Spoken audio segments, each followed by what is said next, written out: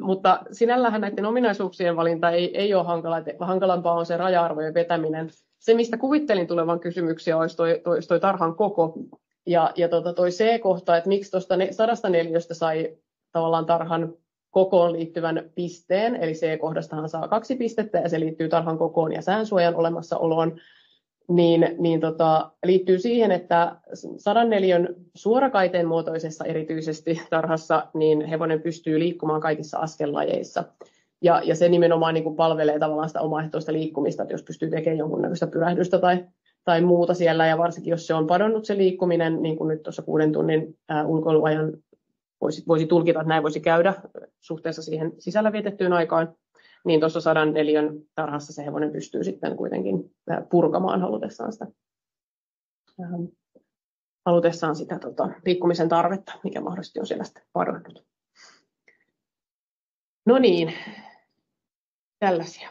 Mutta sitten nämä virikkeet, niin siitä ollaan nyt vielä ehkä vähän sitten tämä keskustelu auki, että mitä kaikkia ne virikkeet on. Kaikista paras tietysti olisi, jos resursseja voisi jakaa eri puolille sitä tarhaa, oli se sitten kuinka pieni tarha tahansa, niin jos että toisessa niin kuin diagonaalisti eri kulmissa on vaikka vesi ja heinä, niin saa aikaan sen, että hevonen kävelee edes sen verran, että se kävelee heinältä vedelle ja toiseen suuntaan. Mutta sitten esimerkiksi näistä slow feeding verkoista on vähän vaihtelevia tutkimustuloksia, että riippuen vähän sen tyypistä ja mallista ja materiaalista ynnä muusta, niin siihen voi liittyä myös tiettyjä haasteita.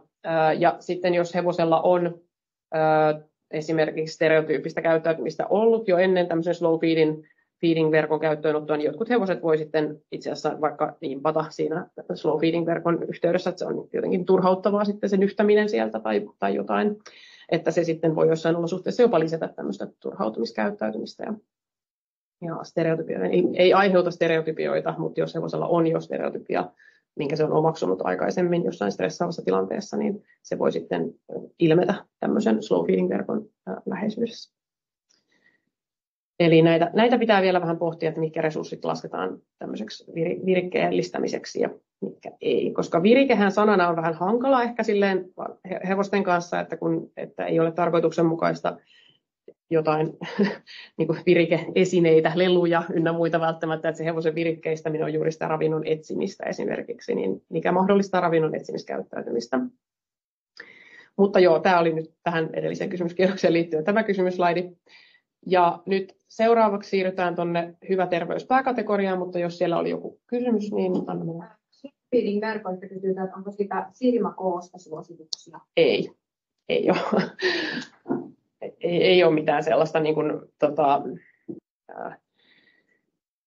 niissä tutkimuksissa on tarkasteltu enemmänkin sitä materiaalia ja sitten hevosten kokoa per se niin kuin peitetty heinä, missä ne heinät on siellä slow feeding verkon alla. Ja sitten siinä oli jotain markkinanimikkeitä. Yhdessä tutkimuksessa oli verrattu 2 jotain eri, että jos niissä on eri silmäkoko, niin sitten kyllä, mutta sitä ei ollut eroteltu siinä tutkimuksessa sitä kokoa.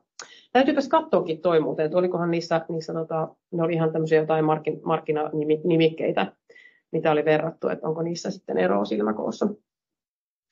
Hyvä kysymys. Joo. Me on mietitty niitä heinätyylyjä, että saisiko niillä tätä virikkeellisyyttä justiin, että niitä olisi siellä yhtään tarhaa. Kyllä, se on sitä ravinnon etsimistä käyttäytymistä juurikin. Vähän monta pitäisi olla hevosta kohti. Niin kuin monta eri, onko sillä merkitystä, niin kuinka monta niitä on tietylle ajalle? No ei, sitä täytyy varmaan vähän kokeilla, että kauanko se kestää sillä syödä semmoinen tyhjäksi ja rupeaako se sitten tempoon sitä rikki sen jälkeen ja niin kuin näin, että tavallaan, että ehkä jokaisen hevosen kohdalla pitää vähän silleen katsella, että mikä noissa toimii ja mikä ei. Mäkin olen käyttänyt niitä joskus omilla poneillani ja mulla oli niitä ihan vaan, niin kuin, olikohan mulla 3 niitä 2 ponilla, sillä että ne oli vaan niin kuin eri puolilla sitä metsätarha tai semmoinen, niin siellä sen lisäksi, että ne sai sitten heinää vielä niin kuin päivän mittaan muuallekin, mutta että ne oli enemmän semmoinen, että kun ne löysi sen, niin se tyhjeni aika nopeasti, mutta olipa se hetki, kun ne etsi sitä sieltä alueelta. Joo. No niin, hyvä terveys. Hyvä terveys pääkategoriaan kuuluu toivottavasti suhteellisen simppeleitä mittareita. Käytännössä näissä silmä- ja sierainvuodoissa merkitään siis joko 0, ei havaintoa, tai 2, havainto. Eli tässä ei ole mitään lievää tai vakavaa, vaan se joko on tai ei. Ja nyt siis tässä ensin katsotaan tätä kohtaa, minkä ympäröin tuossa. Eli sairausindikaattoreista tämmöisellä auditointikäynnillä riittävällä auditoinnin välisellä luotettavuudella voidaan huomioida esimerkiksi epänormaalit sierainvuodot, silmävuodot, yskiminen ja sitten tämä ripuli, joka tarkastellaan joko lannan koostumuksen tai sitten sen hännän sisäpuolen likaantumisen avulla. Ja yskiminen on mitä vaan yskimistä. Jos yskimistä kuuluu, niin se merkitään ylös. Ja talliyrittäjää tietysti yleensä ilahduttaa se, että jos pystyy sitten vielä erottelemaan, että mistä hevosesta on kyse. Mutta tyypillisesti ihan hyvinvointimittauksessa vaan kerätään havaintoja määrällisesti. Eli vaikkapa 15% hevosista teki jotain asiaa X ja loput ei. Ja se tuottaa jonkun kokonaistuloksen sitten siitä kategoriasta. Mutta tyypillisesti talleilla, kun hevosia nyt ei ole yleensä niin montaa kuin vaikka nautoja navetassa, on helppo yksilöidä sitten eri hevosten kohdalla niitä havaintoja, koska se on sitten usein informatiivisempaa sille talliyrittäjälle ja sitä kautta sitten myöskin yleensä kiinnostavampaa. No niin. Mutta näissä silmä- ja sierainvuodoissa on määritelty tämmöinen hassu 3 senttimetriä pitkä, eli siis selvästi havaittava sierainvuoto yhdessä tai molemmissa sieraimissa. Se vuoto voi olla kirkasta tai sameaa, vetistä tai paksua tai vaikkapa veristä, mutta se vuodon tulee olla vähintään 3 senttiä pitkä. Ja tämä nyt liittyy lähinnä siihen, että on haluttu rajata pois semmoiset vaikkapa niin kuin hengitysilman tiivistymisestä aiheutuvat tipat siellä sieraimen sisäpuolella, että ei lähdettäisi niin kuin kauheasti kyttäämään sinne sieraimen sisäpuolelle ja pongaamaan sieltä yksittäisiä nestetippoja. Niin sen takia se 3 senttiä, että se selkeästi niin kuin vuotaa sen enää. On tehty tämmöinen rajaus auditoijien työtä helpottamiseen. Ja tosiaan sillä värillä ei ole väliä, että tyypillisesti nuo kirkkaat vuodot liittyy sitten semmoiseen niin kuin ärsytykseen enemmän, limakalvoärsytykseen tai muuhun, ja sitten nuo on taas niin kuin infektoivia tavallaan sairausindikaattoreita, nuo tämmöiset paksut, sameat vuodot. Ja nämä terveysmittarit on siis yksittäisistä hevosista katsottavia, riippuen hevosmäärästä tallilla, niin joko otetaan otanta, satunnaisotanta hevosista, jotka katsotaan, tai sitten katsotaan kaikki, jos niitä on vähän vähemmän niitä hevosia. Näihin otantakokoihin ja sitten siihen, että miten se otantakoko ja havaintojen määrä vaikuttaa sitten siihen tulokseen, niin niitä käydään taas tarkemmin sitten siellä live-päivissä, kun ruvetaan käymään ihan konkreettisesti siellä tallilla läpi näitä havaintokohtia. Sitten meillä on ihovauriot, lievät ja vakavat. Ja nämä lievät ihovauriot on tämmöisiä karvattomia alueita, joissa iho ei ole rikki eikä siinä ole havaittavissa turvotusta. Ja yhden vaurion koko on, niin kauan se on lievä ihovaurio, kun se koko on taas 2 alle luottokortillista tai tuommoinen älypuhelin.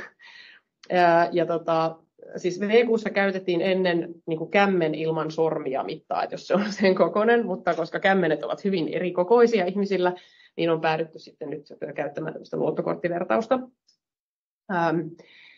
Ja sitten jos näitä pieniä karvattomia kohtia on enemmän kuin 20 kappaletta, tai se karvattoman alueen koko on yli sen 2 luottokorttia, niin sitten se kirjataan vakavana ihovauriona, mutta muussa tapauksessa se on lievä. Ja jotta karvaton alue huomioidaan ylipäätään, niin se täytyy olla vähintään 10 sentin kolikon kokoinen, tai jos se on tämmöinen viirumainen ihovaurio, niin sitten sen täytyy olla vähintään se 3 senttiä pitkä. Ja vakavat ihovauriot taas on sitten sellaisia, missä iho on selkeästi mennyt rikki, eli siinä on joko rupi tai haava siinä vauriossa, ja sitten tai siinä on turvotus, eli myöskin turvotus on vakava ihovaurio, että ei tarvitse olla ihorikki, että pelkkä turvotuskin riittää siihen vakavan ihovaurion määritelmään. Ja tässä on nämä sama kokoluokka, eli siis jotta se huomioidaan ylipäätään, niin sen pitää olla vähintään se 10 sentin kolikko tai 3 senttiä pitkä, jos on tämmöinen pitkänomainen ihovaurio. Ja sitten tosiaan se lievä ihovaurio muuttuu vakavaksi siinä tapauksessa, jos se karvaten alue on yli sen 2 luottokorttia tai sitten niitä pieniä karvattomia ihovaurioita on yli 20 kappaletta. Ja tällä tavalla määritellään nämä ihovauriot ja hevosesta katsotaan käytännössä kaikki muut paikat, paitsi mahan alle ei katsota. Eli käytännössä se hevonen jaetaan tai katsotaan molemmilta sivuilta ja sitten edestä ja takaa. Ja katsotaan nämä ihovauriot, mistä niitä löytyy. Ja tässä tapauksessa sitten nämä pisteytetään tosiaan niin, että joko hevosella ei ole vaurioita, tai sillä on lievä ihovaurio, tai sillä on vakava ihovaurio. Ja käytännössä siis ei, tämä on siis, jos sulla on 1 hevonen, niin se saa 1 tuloksen tästä. Se saa joko 0, 1 tai 2. Ja vaikka sillä olisi 5 noita karvattomia alueita, niin se ei saa 5 kertaa 1, vaan se saa tuloksen lievä ihovaurio. Tämä on niin kuin tämä idea näissä ihovaurioissa, että se merkitään tälle hevoselle ominaisuudeksi ja jatketaan matkaa. Mutta lievät ja vakavat arvotetaan eri tavalla, eli jos sitten on lievää ja vakavaa, niin ne kirjataan sitten erikseen, eli hevonen voi saada tuloksen myös sitten 1 ja 2, mutta ei esimerkiksi 5 kertaa 1. Selkeä homma. Joo, mutta nämä on tyypillisesti nämä ihovauriot aika silleen simppeleitä arvioida, ja mitä nyt on näiden esimerkiksi täällä Kaustisilla näiden opiskelijoiden kanssa tehnyt näitä havaintopäiviä, niin myöskin nuo jalkojen turvotukset, he pongaa kyllä vielä minua paljon paremmin. Mäkään en ole niin hyvä huomaan nestettä jaloissa kuin nämä hevosalan toimijat. Eli siinä varmasti kaikilla on kyllä ihan homma hanskassa. Ja sitten tähän ihovaurioiden kanssa samaan vauriokategoriaan kuuluu sitten myöskin nämä kaviovauriot ja ylikasvaneet kaviot. Siinä on esimerkkikuva selkeästä kaviovauriosta ja sitten ylikasvaneesta. Eli englanniksi tätä kutsutaan neglect of hooves, eli tämmöinen laiminlyönti, kaviohuollon laiminlyönti, niin se tässä myöskin huomioidaan. Ja tässäkin sitten niin arvio on sama kuin silmävuodoissa, eli joko se on tai sitä ei ole, tämmöistä kaviovaurioa. Ja kaviovauriot tosiaan pitää olla aika selkeitä, aika raffeja, että koko kavion mitalta oleva niin kuin vanha tai uusi halkeama jälki, tai sitten ihan tämmöinen joku kolon tyylinen vaurio. Et ne on niin kuin, ei tarvitse niin kuin arpoa, että onko nyt joku pieni joku vamma jossain, niin onko se kaviovaurio. Nämä on niin kuin lasketaan vaan tämmöiset aika raffin näköiset vauriot. Joo. Ja sitten tuossa on vielä nuo hankausjäljet. Mä tuossa alussa sanoinkin, että ontumista käsitellään tarkemmin niissä lähipäivissä, koska se sisältää paljon videoita ja mä vähän epäilin, että tämä ei välttämättä tämä Teams jaksa pyörittää niitä hienovaraisia ontumisvideoita, niin ei katsella niitä nyt tänään. Palataan niihin sitten lähipäivissä, mutta tähän kuuluu vielä tuo hankausjäljet ja sekin on luokkaa, joko sitä on tai sitä ei ole. Ja siihen lasketaan ihan siis skaalalla tämmöinen hankausjälki, mikä tässä hännässä on, eli karvat on mennyt poikki siitä, että se on hangattu niin kuin selkeästi, karvoja on mennyt poikki, mutta iho ei näy eikä mitään muuta sellaista. Ihan tällaiseen niin kuin kesäihottuma hankausjälkeen, mikä tässä oikein puolemmassa kuvassa näkyy. Eli se hankausjälkien vakavuus ei vaikuta tässä tähän pisteytykseen, se joko on tai ei. No niin, olisiko tässä vaiheessa kysyttävää kellään näistä vaurioista?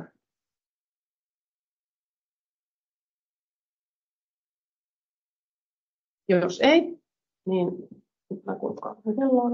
joo, hyvä. Jos ei, niin mennään sitten tuonne niin sanottuun ei-käytöstä aiheutuvaa kipua. Tämä on tuotantoeläinpuolella ei kipua aiheuttavia toimenpiteitä nimikkeellä menevä, jossa on erinäisiä kipua aiheuttavia toimenpiteitä tarkasteltu siitä näkökulmasta, että tehdäänkö niitä vai ei ja annetaanko riittävää kivunlievitystä. Tässä niin kuin käytöstä aiheutuvassa kivussa katsotaan hevosen selän aristamista, sitten siinä on hevosen suututkimus, sitten on kipuilme ja käyttäytyminen varustettaessa.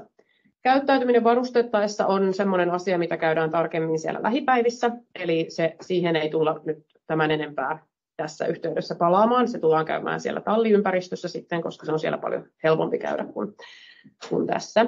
Mutta jos katsotaan selän aristuskohtaa, niin selkä hevosella painellaan yleensä peukalolla ja etusormella siitä sään tyvestä aina sinne lantion korkeimpaan kohtaan, eli hieman siihen ristiluntoakse, kun alkaa semmoinen vähän kohoava kohta siinä lantiolla. Ja painelluvoimakkuus on sarjaa Kimble, jos ette ole pelannut käydä kirjastossa painamassa pari kertaa, niin saatte vähän touchia siihen, mutta se ei ihan hipasusta pomppaa se noppa, että kyllä sitä saa ihan niin kuin painaa, mutta ei niin, että aiheuttaa sitten kipua sillä painalluksella itsellään, että siihenkin oppii sitten kyllä, kun harjoittelee. Mutta Kimble on aika hyvä semmoinen harjoittelu, että se voimakkuus on. Ja hevonen aristaa selkää silloin, kun se tällä tavalla painettaessa peruuttaa, esimerkiksi pois alta, luimistelee, huiskii hännää, yrittää purra tai lähtee kiireesti eteenpäin. Ja tämä on ollut aika hyvä mittari tuolla pilotitalliympäristössäkin, että tässä ei ihan hirveästi ole tarvinnut arpoa, että aristaako vai ei se hevonen, että samalla tavalla painellut selät kyllä niin kuin aika hyvin mun nähdäkseni niin kuin käy ilmi että kellä aristaa selkä ja kellä ei. Että joo. Mutta tämmöinen on tämä selän aristusmittari. Ja sitten on tuo suututkimus, ja mehän ollaan tässä hankkeessa tosiaan, noissa aikaisemmissa mittaristoissa on ollut käytössä vaan sellainen tapa, että katsotaan hevosen suuta ulkopuolelta, että näkyykö siinä ulkopuolella jotain siinä suupielessä. Ja nyt kun me kuitenkin tiedetään näistä viimeaikaisista tutkimuksista se, että tällä tavalla tarkastettuna noin 90% niistä suuvaurioista jää havaitsematta, eli olisi erittäin tärkeää vähintäänkin kääntää se suupieli ympäri, mutta oikeastaan vielä katsoa sinne suuhunkin. Ja me tässä hankkeen puitteissa järjestettiin sitten suututkimuspäivä, missä Kati Tuomola sitten tuli pitämään meille tunnin perehdytyksen näihin suuvaurioihin. Sen jälkeen me tehtiin kuvatoistettavuustestauksia, mitä tekin pääset tänään tekemään muilta osin, että suuvaurion, mutta muilta osin. Ja sitten käytiin testaamassa vielä tallissa. Ja, nyt sen harjoituksen ja näiden pilottikäynneillä tehtyjen suututkimusten perusteella vaikuttaa siltä, että tämä suututkimus on ihan realistinen ottaa osaksi tätä mittaristoa. Että yhden hevosen tutkimukseen menee noin minuutista 1,5 minuuttia, riippuen vähän hevosen käyttäytymisestä, ja meillä näissä pilottikäynneillä, missä on kuitenkin katsottu niin kuin jo satoja hevosia, niin 2% niistä on epäonnistunut. Eli yllättävän isolla osalla hevosista tämä onnistuu ihan ongelmitta, tämä suututkimus sinällään. Tarkoituksena olisi siis sisällyttää tämä suututkimus tähän hyvinvointimittaristoon, mutta niin, että siinä on vähän pienempi otanta kuin sitten näissä muissa kliinisissä mittareissa, mitkä on paljon helpompia ja nopeampia tehdä.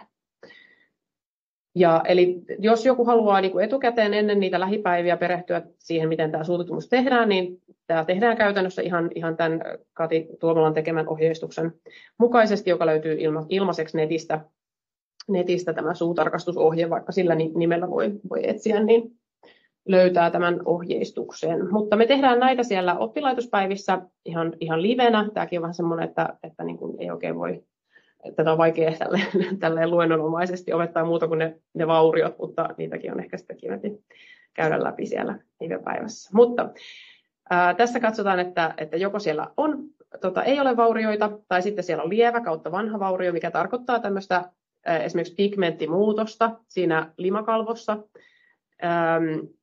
tai sitten tämmöistä keratinisoitumaa, tämmöistä paksuuntumaa.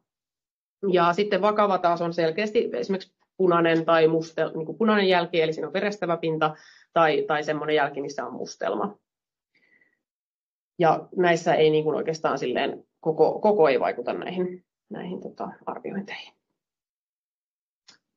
Sitten meillä on seuraavaksi aika iso kokonaisuus, tuo kipuilme, niin mä voisin oikeastaan tässä vaiheessa kysyä, että onko siellä jotain tuosta suututkimusasiasta tai selänpainelusta mitään kommentteja tullut. Jos ei ole, niin tulostiko sä yhtään ylimääräistä paperia? Seuraavaksi mennäänkin sitten kipuilmeeseen. Ja kipuilmehän on sellainen, mikä on monilla eläinlailla, erityisesti saaliseläimillä tunnistettu tämmöinen kivun indikaattori. Hevosilla se on niin kuin, hevosilla tämä kipuilme on todettu ja määritelty niin kuin alun perin hevosilla, jotka tuli rutiinikastraation klinikalle, eli niin kuin useita kymmeniä oreja, jotka tulivat kastraatioon, niin kipu lääkittiin vähän eri tavoin ja seurattiin, että millä aikajänteellä ja kuinka kauan lääkkeenannosta ynnä muuta niillä alkoi tulemaan tämä kipuilme ja kuinka syväksi se meni ja mitkä ne eri vaiheet siinä kipuilmeessä oli. Ja haluttiin sitten myöskin varmistua siitä, että se kipuilme on ikään kuin samankaltainen riippumatta kivun lähteestä, joten tämä kipuilme on validoitu myöskin sitten esimerkiksi kaviokuumehevosilla. Eli kun on joku tiedossa oleva ikään kuin varmasti kipua aiheuttava tila, niin se on voitu yhdistää eri aiheesta tai eri syystä johtuvissa kiputiloissa tähän samaan ilmeeseen. Tämä on käytännössä sellainen, että kun saaliseläimet muuten pystyy aika hyvin peittämään kipuaan tai olotilaansa, niin nämä on osittain niin kuin tahdosta riippumattomia nämä kipuilmeet, eli se ja tietyllä tavalla myöskin apatian ilme, tämmöiset kokonaisuudet. Eli se hevonen ikään kuin vaipuu tämmöiseen ilmeeseen päättämättään tehdä niin. Ja se on ajateltu, että se liittyy tämmöiseen, se on tämmöinen coping strategy, että se on tämmöinen niin kuin kyky yrittää selviytyä siitä niin kuin tilasta toimintakykyisenä, että pystyy silti pakenemaan, jos tulee peto tai muuta, vaikka on se kipu päällä, että semmoinen pärjäämiskeino. Ja tämä kipuilme on myöskin yleensä, käytännössä aina, merkki pitkittyneestä tai kroonistuneesta kivusta. Että semmoinen yksittäinen pistemäinen kipu, vaikka joku pistos tai joku tämmöinen, niin se ei aiheuta kipuilmettä, vaan se on tämmöinen nimenomaan tila, mihin hevonen menee, kun sen täytyy pärjätä pitkäaikaisen kivun kanssa, tämmöinen selviytymistila. Ja tälle ilmeelle on hyvin tyypillistä tämmöisen tiettyjen pään alueen lihasten jännittyminen. Tähän on olemassa myös puhelinapplikaatio, jolla voi ottaa kuvan hevosen päästä ja se applikaatio kertoo sulle, että onko sillä kipuilme vai ei. Mutta sen applikaation ongelma on se, että se ei huomioi aikaa, kauanko se ilme on päällä. Eli sillä voi olla joku hetkellinen tilanne sillä hevosella ja sitten se applikaatio päättelee, että no nyt sillä on kipuilme, vaikka se olikin joku vaikka hyvin hetkellinen tapahtuma. Ja sen takia se puhelinapplikaatio voi olla kaverina tässä, jos haluaa, mutta ei niin kuin korvaa ihan live-arviointia. Saatavilla ihan ilmaiseksi Google Play. En mä teille halua sitä kertoa, että ette käytä sitä. Mutta tähän on luotu tämmöinen niin sanottu etogrammi, eli tämmöinen kipujen ja ilmeiden listaus, jonka avulla tätä voitaisiin käyttää niin kuin esimerkiksi klinikkaympäristöissä kivun arvioimiskäyttöön. Eli kun sairaalassa ihmiseltä käydään kysymästä, että mikä on sun kipu 1–10, ja sen perusteella päätetään esimerkiksi lääkityksen niin kuin lisäämisestä tai vähentämisestä, niin hevosilla pyrittäisiin siihen, että tätä käytettäisiin semmoisena 1–10 kysymyksenä, tätä kipuilmettä.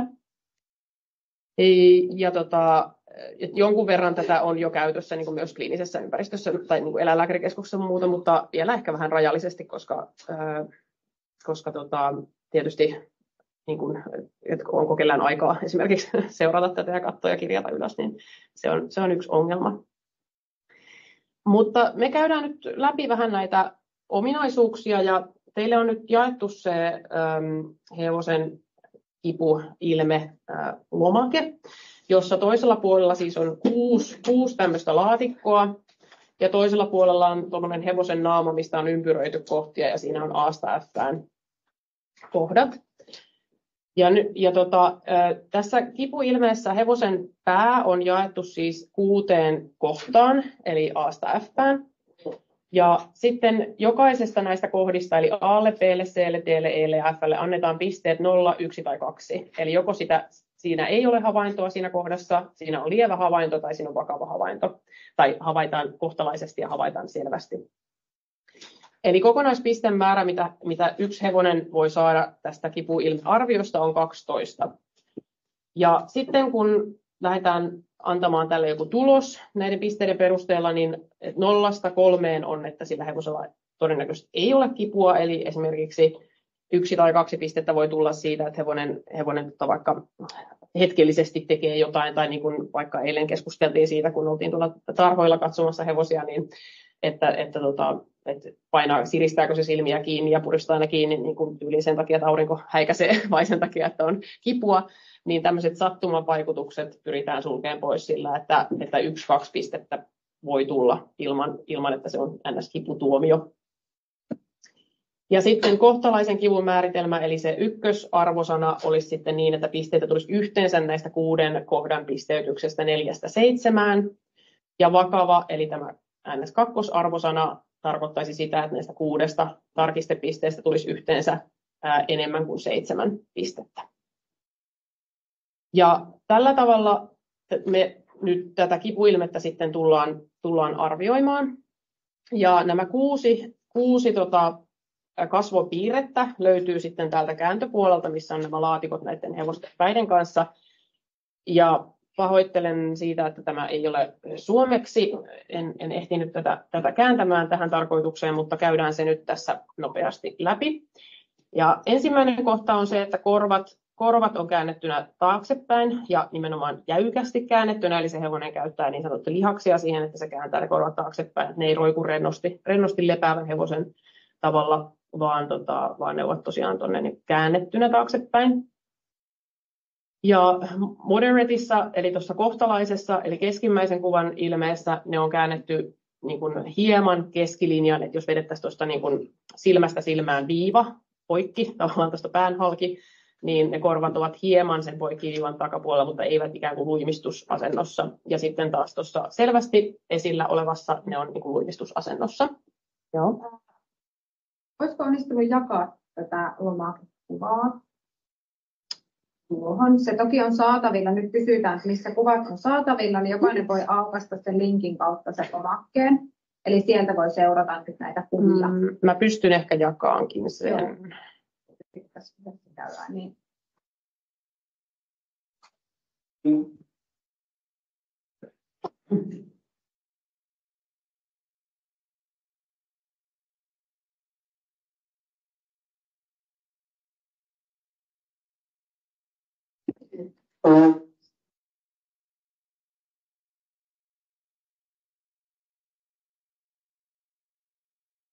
Hän saa tästä. Hän saa sen jakoon. Ai sä sait jo? Joo. Teamsiin, mutta se ei ole nyt tuolla. Mä saan tästä sen tonne. No jaksa sen sinne Teamsiin siitä, niin mä näytän tästä. Mä jaan tämän. Ei kun niin, mitäs nyt tehdään? Onko teillä kaikilla se lomake? On. Niin. Jos sä jaat sinne Teamsiin sen. Nyt pitäisi näkyä Teamsissa. Super. Kiitos Marjo. No niin. Joo, eli äsken puhuttiin siitä vasemmasta yläosan palkista. No niin, noin. Yes. Ja sitten ylhäällä oikealla on silmän niin kuin sulkeminen. Ja se on joko niin, että silmä on osittain tai kokonaan puristettuna kiinni. Ja se ei ole rennosti, vaan se tarkoittaa, että siinä silmän ympärillä olevat pienet lihakset ovat myöskin jännittyneet. Eli se näyttää vähän siltä, kun hevonen siristäisi silmiään. Että se niin kuin, vähän niin kuin siristelee. Ja tämä selvästi havaittava ominaisuus tässä kohdassa niin on sellainen, että silmät ovat enemmän kuin puoliksi suljettuna tässä ilmeessä. Niin se on niin kuin tämä obviously, eli selvästi havaittavissa. Ja sitten vaan tämmöinen hyvin lievä siristely olisi sitten se keskimmäinen. Sitten keskellä vasemmalla on silmäkulman yläpuolella tai silmän ympärillä olevien alueiden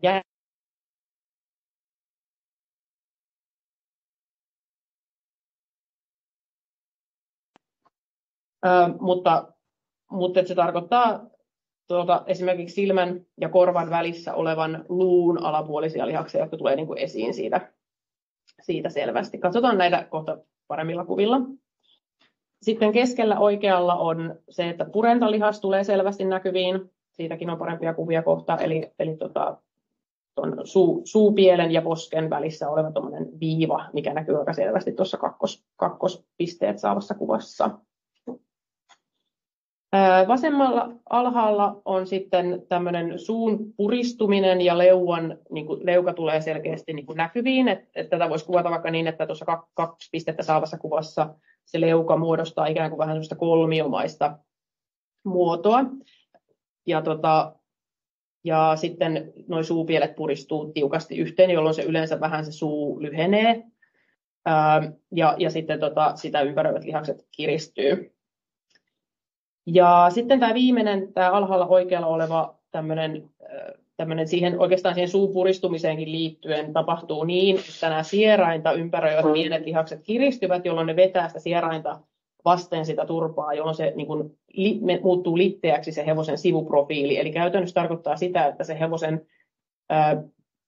tuolla ulkopuolella olevan sieraimen tämä kulma ei näy. Et normaalisti rennolla hevosella, kun sitä katsoo sivusta, niin se, missä sinä seisot, niin se toisella puolella, eli ei se, missä sinä seisot olevan sieraimen yläreuna näkyy sieltä vähän sieltä turvan takaa, mutta tämmöisessä niin kuin litistyneessä sivuprofiilissa se ei näy sieltä sitten ollenkaan se sierain. Mutta tähän jälleen sanon, että on parempia kuvia, mutta pyydän Marjoa menemään tässä tuonne ylös, yläoikea kuva, 2 pisteen yläoikea kuva, niin siinä näkyy hyvin se leuka, millaiseksi se muodostuu silloin, kun se hevonen puristaa suun yhteen, eli sillä tulee tuommoinen vähän kolmiomainen tuommoinen nypykkä siitä leuasta. Mutta mennään tuohon esitykseen takaisin ja käydään näitä vielä vähän lisää läpi. Mä pöllin tämän jakamisen. Joo.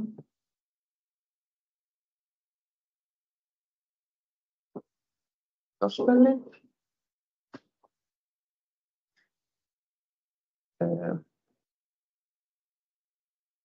Okay.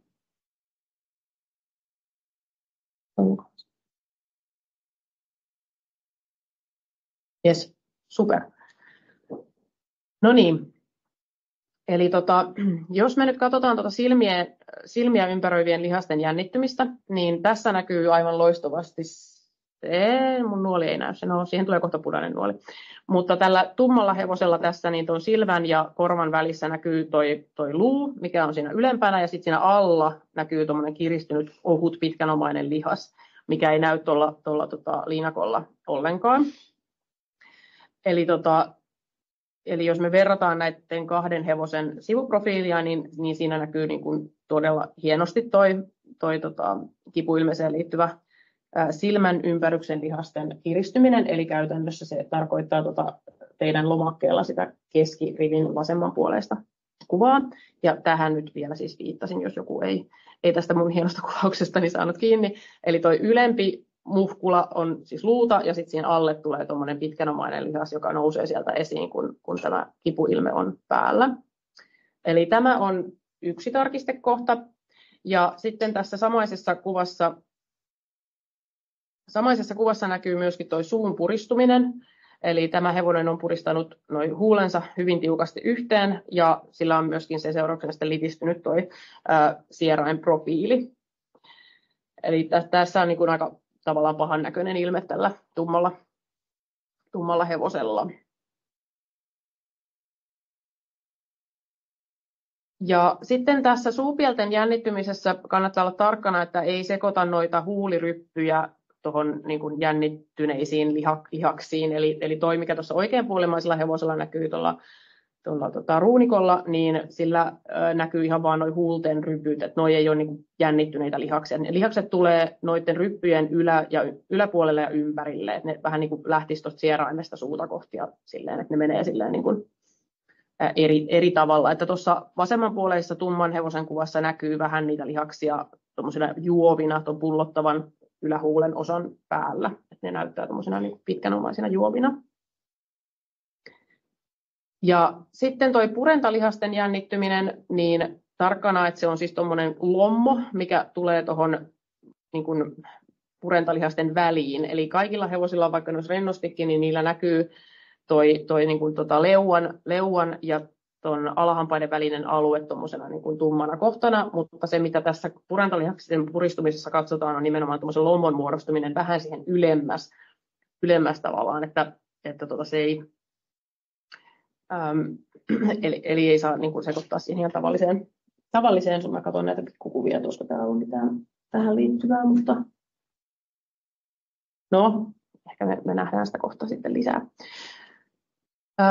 Mutta toi purentalihakset tässä, niin kun ne on lievästi jännittynyt, niin siihen tulee semmoinen kapea pitkänomainen painauma, ja kun se on selkeästi näkyvissä oleva, niin siihen tulee ihan semmoinen lommo tuonne lähelle posken lihasten aluetta. Ja tässä näkyy myöskin korvat, olisi 2 arvoiset, eli ne on täysin tuonne niin kuin, eivät ole siinä keskilinjan tuntumassa, vaan ovat ihan selkeästi käännetty tuonne taaksepäin. Ja sitten silmät on yli puolet sulkeutuneet, eli tässä silmätkin olisivat sen 2 arvoisia. Mutta tämmöisiä on nämä kipuilmeen tarkistepisteet, ja sitten nyt tässä esimerkiksi on nyt sitten tämä pisteytysasia vielä uudestaan. Eli jos me nyt tarkastellaan vaikka tuota vasemmanpuoleista hevosta, niin me ei nähdä sen purentalihaksia, kun ne on tuolla suitsien alla piilossa, mutta tästä silti näkee todella hyvin silmien puoliumpinaisuuden, sen silmän ympäryslihaksen korostuminen siinä korvan ja silmän välissä, korvat taaksepäin, ja sitten jossain määrin toi sierainprofiili on myöskin niin kuin lytistynyt, mutta ei niin kuin 2 arvoisesti mun nähdäkseni. Tällä tavalla sitä sitten käytäisiin läpi nämä kaikki kohdat. Ja tänään kun me tehdään näitä kuvaharjoituksia, niin mä annan teille vähän enemmän aikaa niihin kipuilme-kohtiin kuin muihin arviointeihin. Ja mä haluan, että te pisteytätte itse aina siitä kuvasta nämä 6 kohtaa itsellenne. Eli merkkaatte johonkin paperille, että A, B, C, D, E, F ja siihen, että onko se 0, 1 vai 2. Sitten laskette ne pisteet yhteen ja sitten syötätte sinne meidän Formsiin joko 0 tai sitten 0, 1 tai 2, riippuen siitä paljonko pisteitä se hevonen saa. Eli siinä teidän lomakkeella on se pisteytysohje. Niin, tässähän on tosiaan toi meidän. Älkää katsoko tätä mun esitystä, vaan sitä teidän lomakettanne. Eli tänään kirjataan siis niin, että tulos 0 on, jos näistä 6 kohdasta yhteenlaskettuna pisteitä tulee 0-3. Eli tässä mun esityskuvassani tämä 0 tai matala.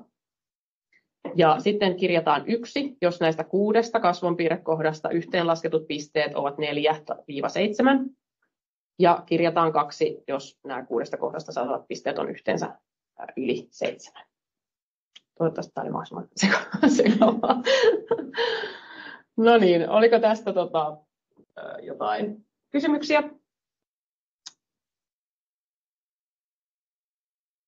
Jos ei tule kysymyksiä, niin jatketaan vartin verran tätä teoriaa vielä ja sitten mennään vasta niihin harjoituksiin. Mutta jos tarvitsee jalottelutauon, nyt on vajaa tunti menty, niin jos pidettäisiin ihan 5 minuuttia, jos riittää. Joo, voitaisiin pitää pieni tauko. Joo. Niin vähän venytetään tätä teoriaosuutta nyt tästä lopusta. Mutta 5 minuutin jalottelutauko ja palataan sitten käyttäytymisen osalta asiaan.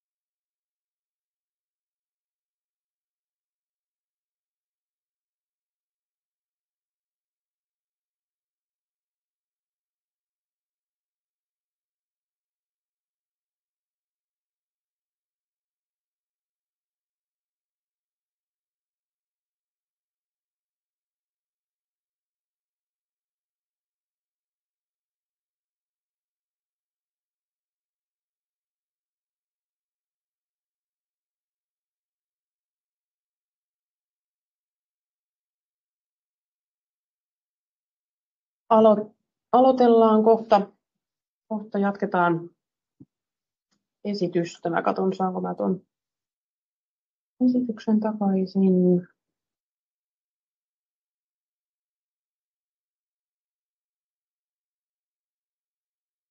Näyttäisi toimivan.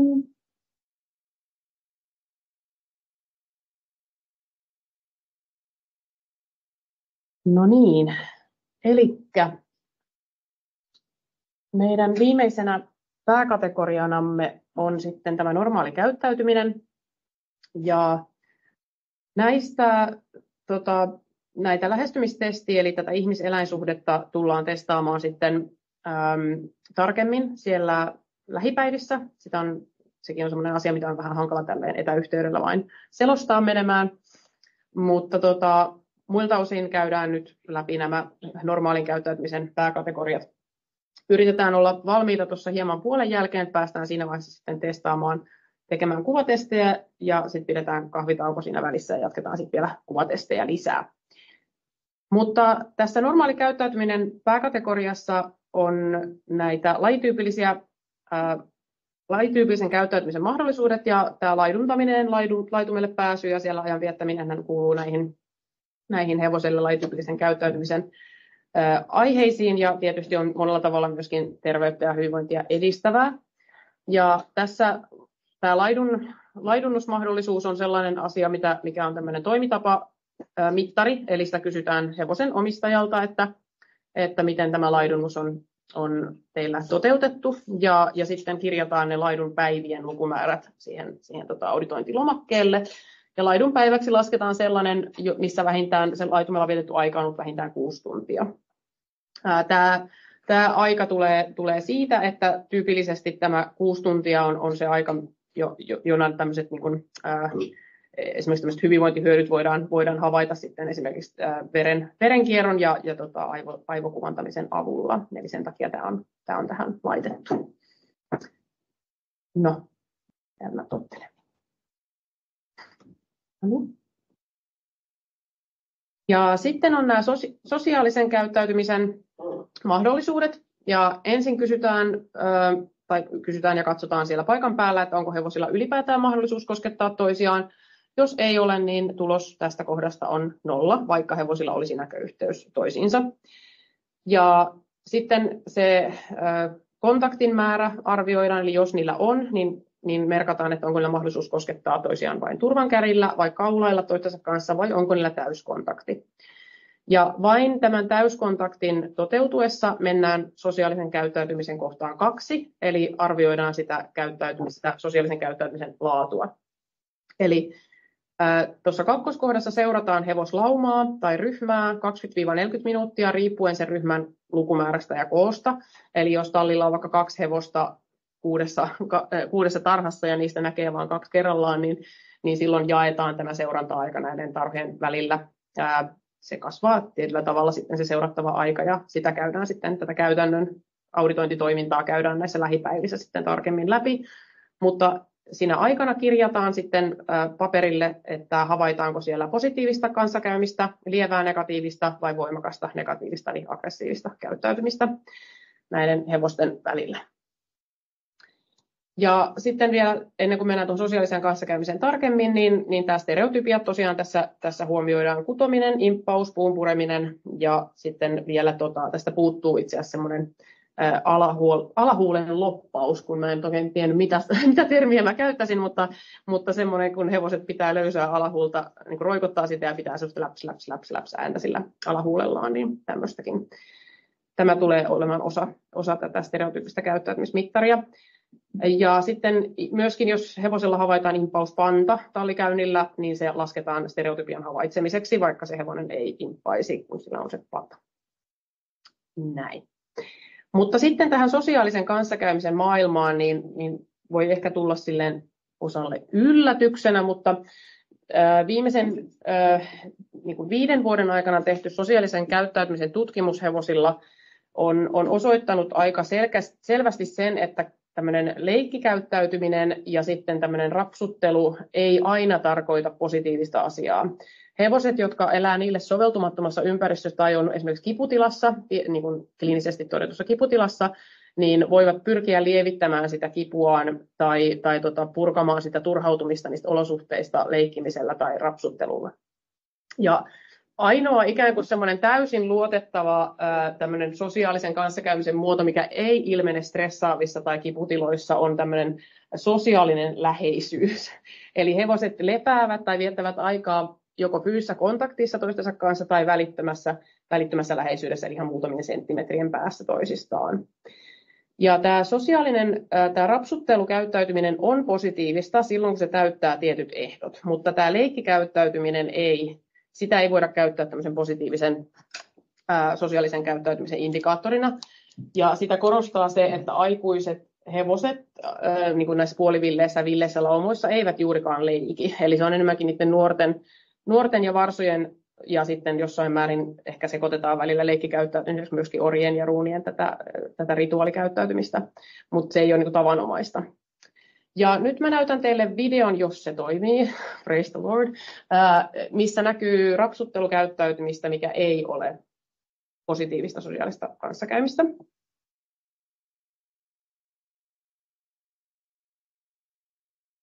Ja se näkyy sieltä.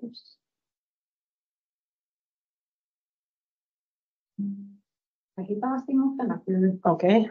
No, laitetaan se vielä alkuun, se näkyy vähän paremmin, kun se on kerran pyörittänyt.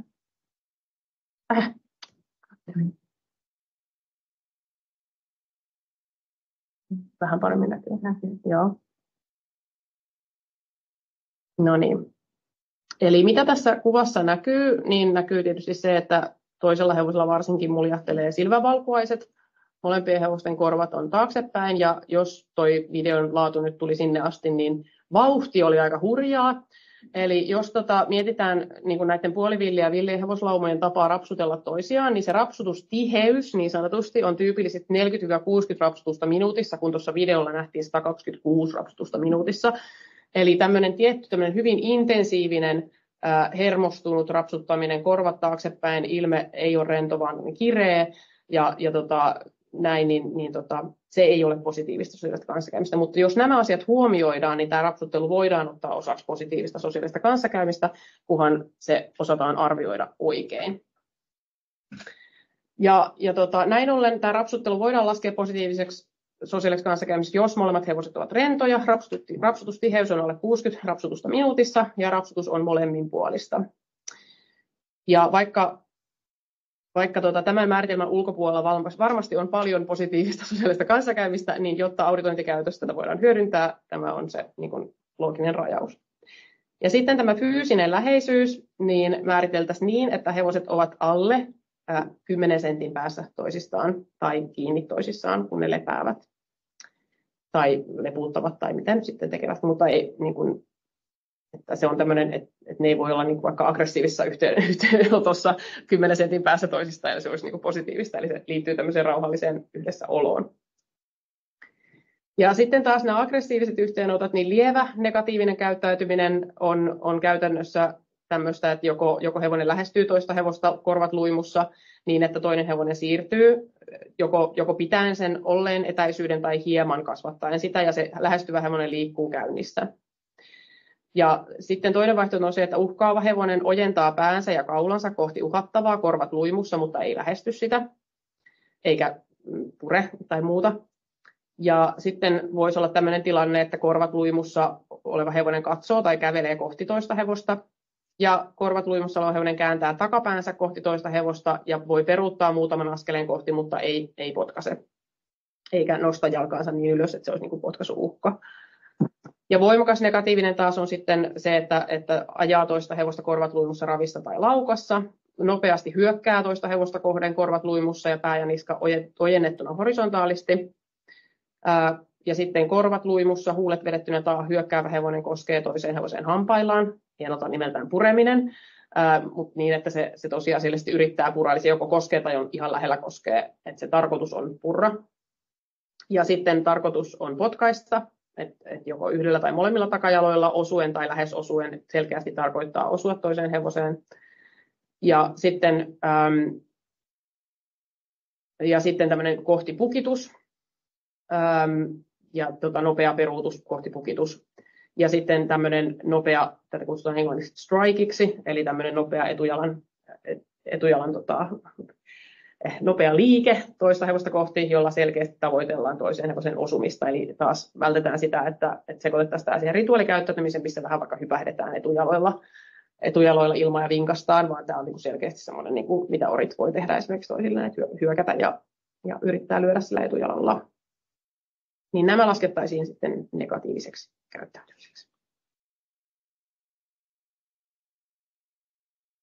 Joo, ja nyt jos me pistetään näitä hevosia erilaisiin olosuhteisiin, niin me tiedetään, että jos hevosille annetaan alle 106 neliöä per hevonen tarhassa tilaa esimerkiksi, niin myöskin tuttavalliset hevoset alkavat käyttäytyä toisiaan kohtaan aggressiivisesti, vaikka ne eivät aikaisemmin olisi käyttäytyneet aggressiivisesti. Tätä voidaan lievittää jossain määrin sillä, että siellä tarhassa ne resurssit on jaettu useampaan eri paikkaan, ja esimerkiksi niin, että tarhassa pääsee väistämään vaikka jonkun rakenteen avulla niin kuin toista silleen selkeästi, mutta tyypillisesti tämmöinen tila on sellainen, mikä voi jo alkaa lisää sitä aggressiivista käyttäytymistä. Ja sitten taas, jos annetaan niille hevosille vähintään 331 neliöä per hevonen, niin se käytännössä lopettaa kokonaan tämmöisen voimakkaan aggressiivisen ilmenemisen hevosryhmissä. Eli kunhan niillä hevosilla on tilaa väistää, niin tyypillisesti tämmöiset hienovaraiset pienet eleet ja ilmeet riittää niin tämmöiseen hevosten väliseen keskusteluun, mutta sitten jos on ahdasta, niin hevoset ei kykene ilmaisemaan toisilleen riittävän selvästi sitä, että ne väistää tai alistuu tai muuta, jolloin sitten tämmöinen hienovarainen ilmaisu joutuu muuttumaan konfliktiksi, kun se viesti ei tämän viestin viejän mielestä mene perille niin sanotusti. Ja niin kuin aikaisemminkin totesin, niin tämä sosiaalinen hierarkia ikään kuin muodostuu hyvin nopeasti laumassa kyllä, ja tätä niin kuin hevosten välistä toimeentuloa voi tosiaan edistää näiden resurssien jakamisella hyvin. No niin, sitten mä en ota tähän kysymyksiä. Hyvä, joo.